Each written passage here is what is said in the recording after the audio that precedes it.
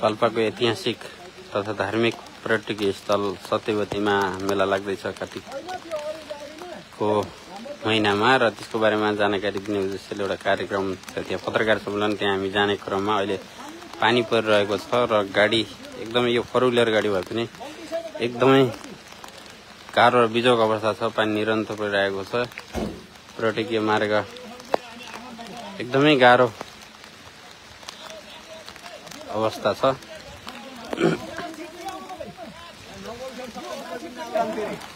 हामी यो बाटो पुरै गएको छ, बिजोग भइयो। हामी पनि पानीले भिजायो। गाडी यहाँ नाचेको नाच्यो, तलतिर गाडी नाचेको थियो अनि यहाँ नाचेको, अनि फेरि अहिले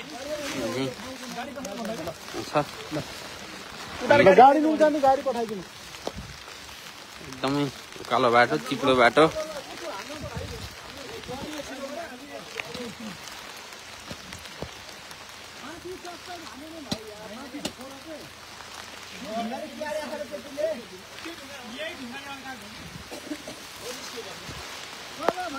पानी झन बढेको छ दर्शकहरू।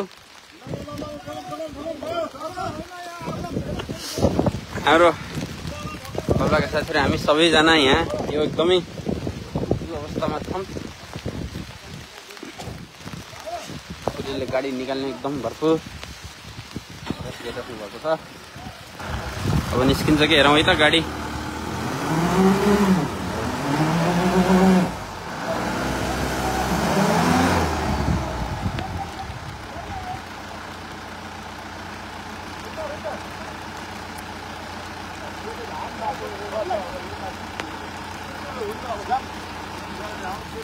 हामीसँग वडा अध्यक्ष पनि साथमै हुनुहुन्छ,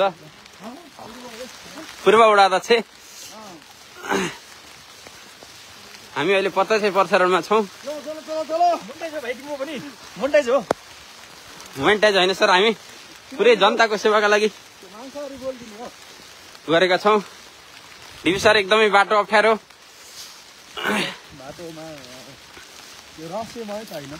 रहस्यमय होइन पक्कै पनि। हाम्रो गाडीहरू तलै छुट्यो। अब हामी हिँड्दै यहाँबाट कति समय लाग्छ? 2 मिनेट 52 सेकेन्ड। 20 मिनट हिँड्दै चिप्लो। कसको गाडी छ त्यो? फोरिङवाला सेकेन्डको गाडी अध्यक्ष गाडी छ जी। कुना मात्र के भन्छ यहाँ गाडी फर्काउन मिल्दैन नि हो। यहाँ गाउँबाट मिल्छ, त्यसैले ल्याएर भयो। ब्याक गरेर लिएर आइज भन्नु छैन त्यहाँ उसँग के त हुन्छ पहिला यो दुई मिनट लाग्नुपर्छ।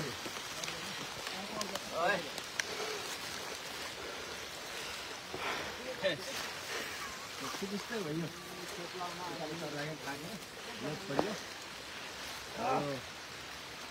आजको पानीले इतिहास छ, बाटो खतम छ। फर्किने कसरी हो? फर्किने उपाय छैन। बुटोल पुग्न सक्छ। 2 बजे 7 बजेदेखि जानु छ। दुःख पाउन लेखेपछि घरैबाट ट्याक्क दुःख लेखेर तर आइयो हामी होइन राजा, आइयो। गाडी यहाँ फर्काउन मिल्ने रहेछ। दुईटा स्कार्पियो तल छ, 3टा भन्न पर्यो।